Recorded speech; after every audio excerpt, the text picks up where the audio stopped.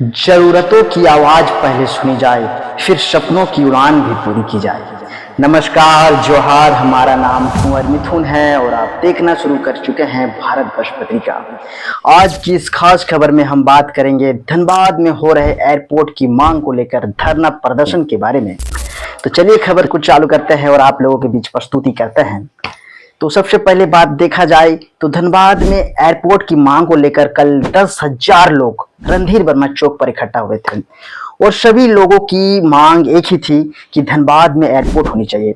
लेकिन मैं एक सवाल आप लोगों से जरूर करना चाहूंगा कि अभी सोनारडी में भू धसान की घटना हुई, कई लोग हताहत हुए, जान माल का नुकसान हुआ, कई घरों में जमींदोज हो गए। चलिए थोड़ी और नजर और घुमाते हैं, केंदुआड़ी की स्थिति की ओर जाते हैं। वहां पर भी वही हाल है। केंदुआड़ी राजपूत बस्ती, आप समझिए कि रांची और धनबाद का जो मुख्य मार्ग है, केंदुआड़ी का जो मेन एनएच है, वो तो वहां तक धराशायी हो गया। लेकिन वहां पर एक ही व्यक्ति धरना पर बैठते हैं, धनबाद के लोकप्रिय विधायक राज सिन्हा, जो अभी भी धरने पर बैठे हैं। लेकिन वहां के आम लोग भूख और प्यास से पानी के लिए त्राहिमाम कर रहे हैं। वहां पर पानी या खाना पहुंचाने के लिए इन विधायक सांसदों या किसी भी प्रतिनिधि ने सुध नहीं ली। मैं नेताओं से सवाल कर रहा हूं, फिर किसी के समर्थक कमेंट में आकर गाली देंगे। मैं किसी व्यक्ति विशेष पर नहीं कह रहा हूं, लेकिन इन नेताओं को वहां जाकर अपना टेंट और तंबू लगाना चाहिए। वहां के लोगों के लिए अपनी ओर से पानी और बिस्किट की व्यवस्था करनी चाहिए, ना कि अपने समर्थकों के साथ रणधीर वर्मा चौक पर एयरपोर्ट चाहिए के नारे लगाने चाहिए। एयरपोर्ट मिलेगा, सबको पता है एयरपोर्ट मिलेगा, लेकिन फिलहाल हमारी प्रमुख मांगे ये होनी चाहिए कि सोनारडी के लोगों को उचित मुआवजा दिया जाए और विस्थापितों को पुनर्वास योजना के तहत सही ढंग से बसाया जाए। केंदुआड़ी के लोगों को पुनर्वास सुनिश्चित हो। धनबाद के लगभग 100 जगहों को भूधसान क्षेत्र और रेड जोन घोषित कर दिया गया है।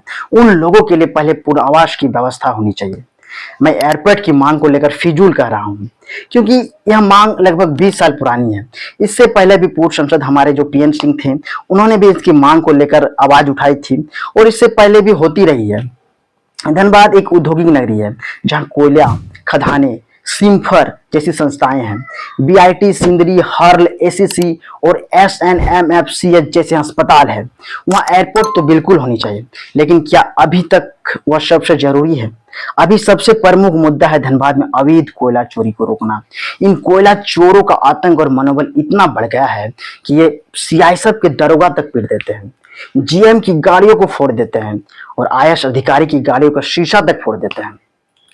इनके कारनामे इतने घिनौने हैं कि इनका हाथ खून से रंगा हुआ है और ये पूरी की पूरी बस्ती उजाड़ने में तुले हुए हैं, लेकिन इन पर अंकुश लगाने वाला कोई नहीं है।